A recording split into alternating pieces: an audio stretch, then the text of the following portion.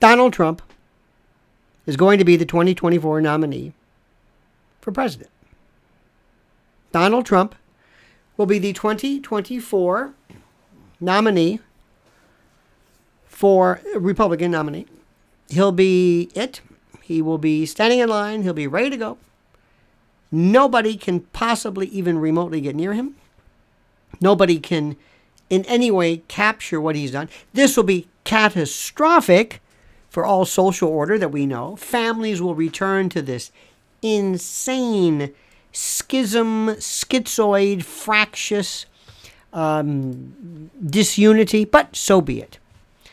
Donald Trump will actually be in the position of perhaps running, theoretically, being the second person in the history of the United States to win two separate presidential terms, two presidencies in non-consecutive order. The first being, of course, Grover Cleveland. Now think about what that means. Just think about that. Think about what that even means. It is beyond anything that you could put into words. Now, does that mean it's going to be smooth sailing? Absolutely not. And why is that? Because the Democrats are not going to let him win. And you can read that any way you would like. You can read into that anything that you care to read in. It doesn't really matter. It does not matter what you think that means. I am telling you that they are so good and so unified and so deadly when it comes to this. They are not going to let him do it. Now, I'll talk later on in another video about who was going to be the Democratic nominee. But let me just tell you right now, whether you like it or not, you can argue, Donald Trump is the only person who can do it. Ron DeSantis, I have been saying, is going to be a disaster. He's, 44 years old? He's not ready for prime time. Who else? Nikki Haley, Mike Pence? Stop it. Stop it. No. And by the way, while we're on the subject, Joe Biden and the Democrats have a very serious problem with Bobby Kennedy. When they tell you he's 14% ahead, it's 20%. Whatever they tell you is never the truth. Never. We'll get to him later. Donald Trump has got to avoid one thing, and that is unforced errors.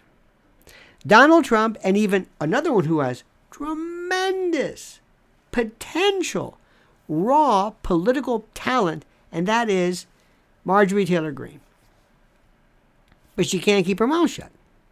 She says the most stupid things and appears to be in positions that play to her raucous base, which she doesn't need to reinforce, because you always want to have new people. Think of, and this is terrible, think of politics as being almost a form of some mutagenic, neoplastic disease that wants to metastasize. You don't want to remain in situ. You want to move across. You want new people. Donald Trump has an ability that is uncanny. He breaks every simple rule you can imagine. And in this world that we live in, many people are arguing that we need him as this brute force colossus that comes in and absolutely cleans house. This brute force colossal wrecking ball that comes in and in every other aspect of life is boorish, inappropriate, inopportune,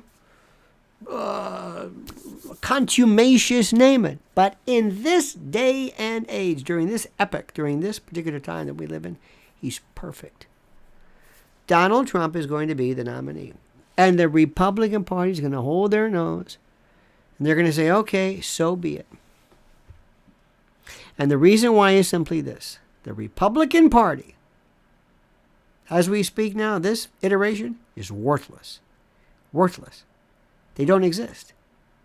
Democrats, in my humble opinion, have been basically replaced, their party has been replaced by a virus, by a parasite called this shadow government entity. You can call it woke, you can whatever it is. That doesn't even begin to explain the complexity of what we're talking about. That's the Democratic Party. The Republicans are so fractious, so disjointed, so broken up. See, in the old days, they were all together under one huge tent. In the old days, Republicans would come together and they would say, we're going to bring in the moral majority and the Christian right. And we're going to bring in the Second Amendment folks and the libertarians and the anti-tax folks and the constitutionalists and the Tea Partiers. Remember those? All fitting in. And the libertarians and the, you name it. Come on in. It's kind of like the Southern strategy, but for a more, I think, noble cause. That was the old Republican Party. Come on in. You may not look alike. We may not agree on everything, but we understand and agree on the big issues. That's what it was then. Not anymore. The Democrats are that. The Democrats never disagree, never outwardly complain, never break into groups. The Democrats would have never, like Marjorie Taylor Greene, well, maybe not MTG, but how Gates, who is no future in the party. Boebert, nope. Marjorie Taylor Greene, very smart, works behind Kevin McCarthy. I don't care what anybody says. That might have been great on paper. He might have been the wrong person. He might have violated the Constitution. You want to show solidarity, and everybody knew he was going to be the Speaker of the House. But instead of agreeing to it, no, they couldn't do that. That would only make sense. That would actually benefit the Republican Party. Oh, no. The Democrats are serious. But let me return to my initial thesis, the prolegomenon of my particular retort, my disquisition right now. Listen to me very carefully. Donald Trump is going to be the nominee. Donald Trump is going to be the nominee. Now, who will win later on? I will go into that in greater detail. But first things first, you must understand this is where we stand right now. This is where they are. If you are a Republican, this is what's happening. He needs your help. He needs coaching. He needs to stay on task, on point. He needs to have a clear, cogent worldview.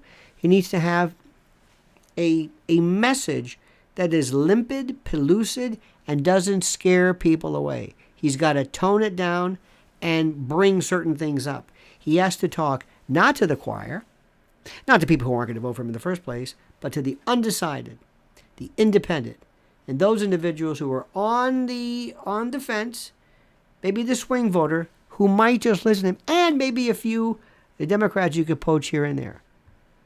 Okay?